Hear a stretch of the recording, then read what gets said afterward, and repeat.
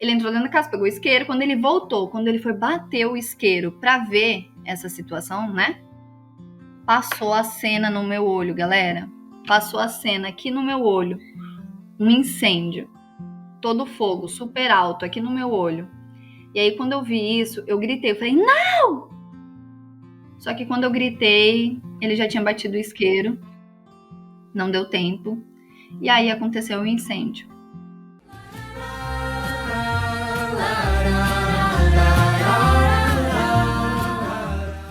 Olá, sejam muito bem-vindos a mais um vídeo do canal Inspire People. Meu nome é Denise Mel e toda semana eu entrevisto pessoas com histórias inspiradoras para compartilhar.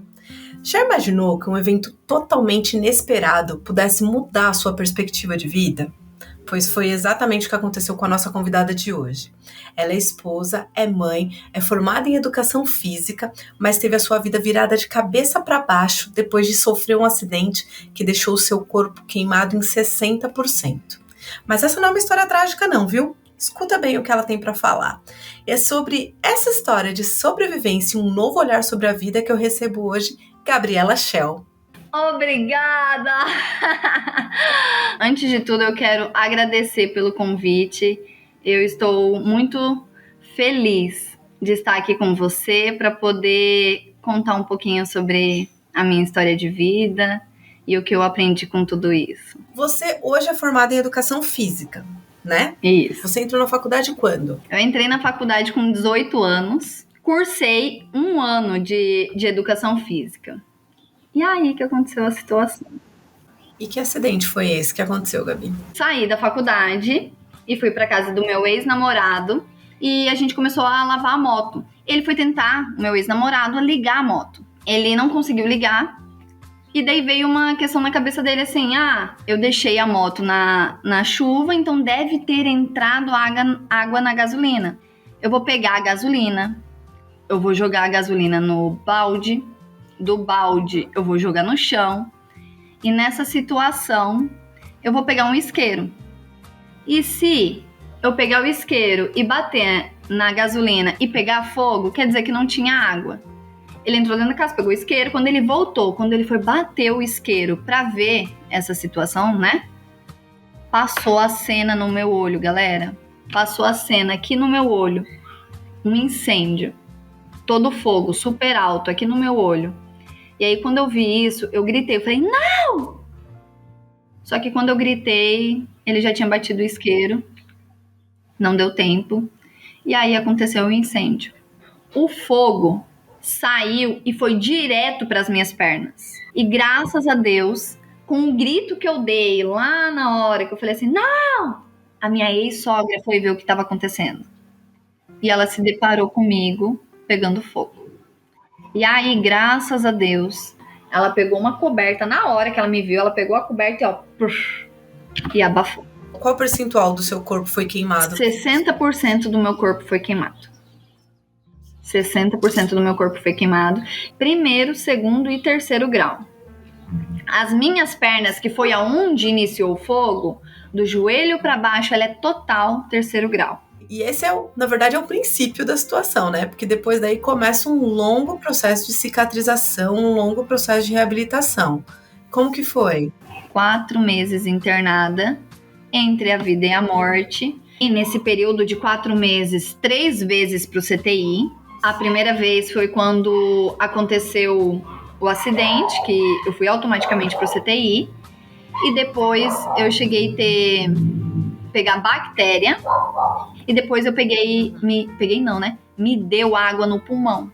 Você ficou esses 4 meses lutando pela vida, literalmente. Sim. Não era só numa questão aí já não era mais a queimadura, tinha as outras coisas que vieram juntas. E aí, que horas que isso começa a melhorar? Era pra eu ficar mais do que 4 meses no hospital. Só que aí os médicos decidiram assim, falaram pra minha mãe, se você tirar ela, alugar uma casa aqui perto, a gente libera ela pra sair do hospital, pra ela não correr mais risco de pegar bactéria. Porque quanto mais eu fico dentro do hospital, mais bactéria. E aí a minha mãe alugou a casa, então eu saí. Você, passado esse período, então, foram os 4 meses, tratou a bactéria, e aí você sai do hospital e começa a fazer o resto da sua recuperação dentro de casa. Dentro de casa. E essa recuperação é literalmente uma reabilitação, que foi o que você estava comentando. Reaprender a comer, começar a andar de novo, cada passinho de cada vez. Não era só recuperar toda a questão da queimadura, que eu acredito, né? Nem te perguntei isso, mas imagino que a dor, porque quando começa a crescer pele, em qualquer lugar já dói um pouquinho. Imagino isso em áreas grandes, como você falou, sendo uma queimada grande, né? Então, além dessa parte, foi uma reabilitação mesmo das coisas muito simples que você fazia antes. Andar, comer, era isso. Sim, nível hard isso. E que nem você disse, né? São duas situações. Primeiro, por ser uma grande queimada e por estar cheio de cicatrizes, eu tinha que ficar... Eu vou falar essa palavra, mas era banhada a óleo de girassol. E aí entra outra situação que, sim, eu tive que reaprender a andar. Eu não tinha força para ficar em pé, começa por aí. Eu não tinha força para ficar em pé parada. Só de eu ficar em pé parada, o meu sangue tudo descia para as extremidades, lá para o pé, e ele não voltava, então já baixava a minha pressão, já começava a formigar minha perna e eu já tinha que deitar. Até no dia que eu tava saindo, ou um dia antes, eles me colocaram em pé. E eu não tinha ficado em pé até então, durante esses 4 meses. Eu tô segurando no pauzinho, onde ficam os meus remédios, e simplesmente eu lembro dessa cena, de eu só aguentar pra tirar foto. Tirei a foto, eu tô assim... Tirei a foto e eu olho pra eles e falo assim, me coloca deitado, me coloca deitado, me coloca deitado, porque eu ia desmaiar. Nossa, e aí esse processo de reabilitação, então, ele dura quanto tempo depois que você sai do hospital? Foi em torno de uns 3 meses de cadeira de roda. Eu não fui andar direto, porque eu não tinha literalmente força. Então, fiquei uns 3 meses de cadeira de roda. Depois, comecei a ter força, comecei a dar os meus primeiros passinhos. Meus primeiros passos. Literalmente um bebê. Exato, me parecia.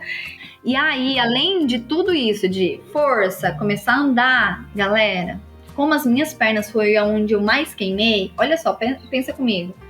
Ela cicatrizou, ela nasceu de novo ou foi enxertada. Então ela estava toda esticada, ela não tinha situação de conseguir flexionar. Ela não tinha elasticidade de flexionar. Então, eu fiquei, isso eu tenho certeza, que no mínimo 2 anos eu fiquei parecendo uma robô. Porque eu só andava com a minha perna reta. Eu não conseguia flexionar.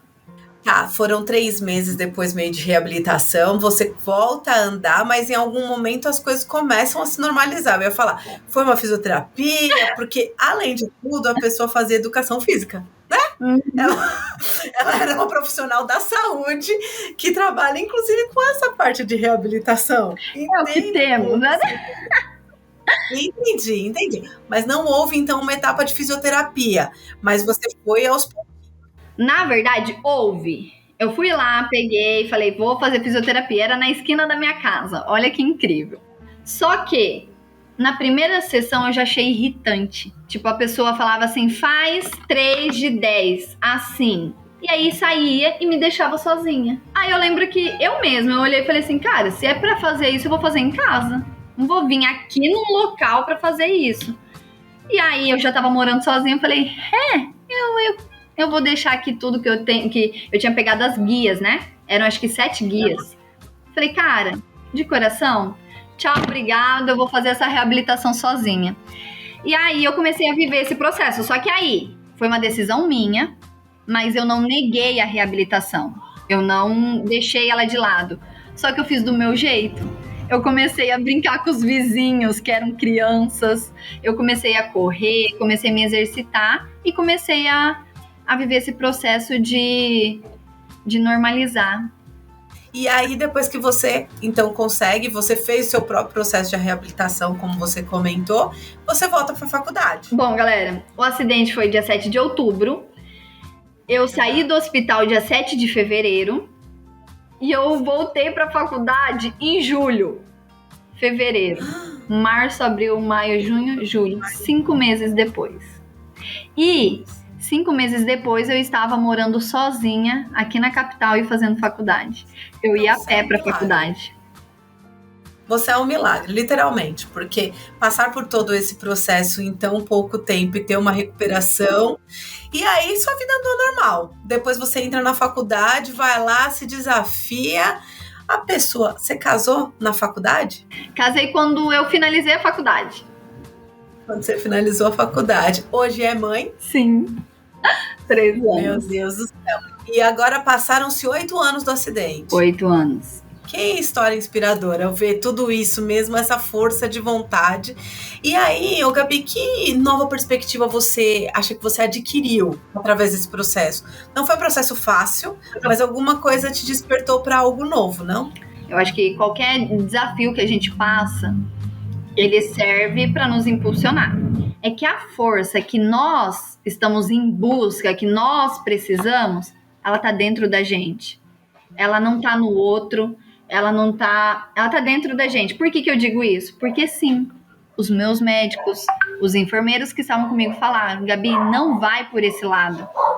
Gabi, você não pode mais fazer educação física. Gabi, começa alguma coisa como fisioterapia, alguma coisa de boa. Não faz mais sentido você fazer isso. E eu falei: não, eu vou. Então, tipo assim, a força eu não vi nas pessoas, foi dentro de mim. E eu entendo que você fez tanto isso a ponto de querer transbordar. Você transformou essa sua história num livro hoje, né? Sim. Eu conto sobre a minha história realmente com detalhes, né? Com detalhes sobre a minha vivência, tanto dentro do hospital quanto fora. Em seguida, dentro, embolado, grudadinho, eu conto os códigos que eu aprendi com cada situação que eu vivi. Então, eu deixo claro, eu vivi tal coisa, qual foi o meu olhar para aquilo? Você falou sobre códigos, né?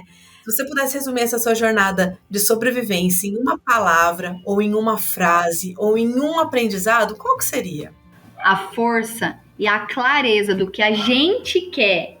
Eu quero chegar em tal situação, eu quero fazer tal situação, eu quero viver tal situação. Ela tá dentro de mim, a clareza, ela tá dentro de mim. E quando a gente compreende que a clareza está dentro de você, quando você compreende isso, mesmo as pessoas indo contra isso, eles não vão te parar. Cara, é isso. Queria te agradecer imensamente por compartilhar essa história, que eu tenho certeza que vai trazer esperança para quem está ouvindo, né? E um novo olhar, uma nova perspectiva, porque às vezes algo muito trágico acontece na nossa vida, mas ele vem e nos impulsiona quando a gente tem um olhar. E esse olhar tem que vir de dentro, como você falou. Eu acredito muito nisso. Quero te agradecer demais por poder compartilhar aqui, viu, Gabi? Eu que agradeço imensamente essa oportunidade de estar aqui no seu canal, que eu tenho certeza que vai levar muita vida para as pessoas. Se você gostou da história da Gabi, por favor, curte, comenta aqui o que mais te impactou e principalmente compartilha com pessoas que precisam ouvir isso. Às vezes a pessoa ainda está dentro daquela situação trágica, dentro da tragédia, e não está conseguindo enxergar um caminho. Compartilha, tenho certeza que vai inspirar ela a ter um novo olhar para a vida. Então por hoje é só, muito obrigada, fiquem com Deus e até o próximo vídeo.